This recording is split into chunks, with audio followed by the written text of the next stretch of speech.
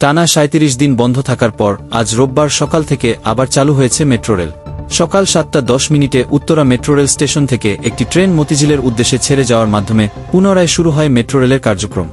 এর আগে গতকাল শনিবার একটি বিজ্ঞপ্তিতে মেট্রো রেল পরিচালনাকারী কর্তৃপক্ষ Dhaka mass transit company limited রোববার থেকে মেট্রো রেল চালুর সিদ্ধান্ত জানিয়েছে।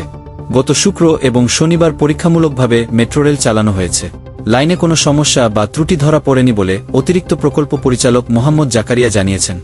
ডিএমটিসিএল এর উপপ্রকল্প পরিচালক তরফদার মাহমুদুর রহমানের স্বাক্ষরিত বিজ্ঞপ্তিতে গতকাল শনিবার মেট্রো রেলের সময়সূচি জারি করা হয়েছে। কোটা সংস্কার আন্দোলন চলাকালে গত ১৮ জুলাই মিরপুরের ১০ নম্বর গোলচত্বরে পুলিশ বক্সে অগ্নিসংযোগ করা হয়।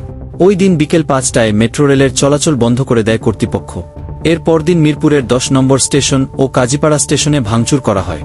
এতে প্রাথমিকভাবে ৩০০ কোটি টাকা ক্ষয়ক্ষতির কথা বলা হলেও অন্তর্বর্তী সরকার দায়িত্ব নেওয়ার পর ক্ষয়ক্ষতির পরিমাণ ৫০ কোটিরও কম বলা হচ্ছে। দায়িত্ব নেওয়ার পরেই মেট্রো রেল চালু করার বিষয়ে প্রাধান্য দেন প্রধান উপদেষ্টা অধ্যাপক ড মুহাম্মদ ইউনুস। ২ দফায় মেট্রো রেল চালু করার বিষয়ে ডিএমটিসিএল এর কর্মকর্তারা সাড়া দিলেও কিছু দাবি দেওয়া নিয়ে আন্দোলনে নামেন সাধারণ কর্মচারীরা। কর্তৃপক্ষ দাবি মেনে নেওয়ায় ডিএমটিসিএল এর কর্মীরা গত মঙ্গলবার থেকে কাজে ফিরেছেন। তবে আজ থেকে মেট্রো রেল চালু হলেও মেরামতের ও সংস্কারের প্রয়োজনীয়তা থাকায় আপাতত কাজীপাড়া এবং মিরপুর ১০ নম্বর স্টেশনের কার্যক্রম বন্ধ আছে।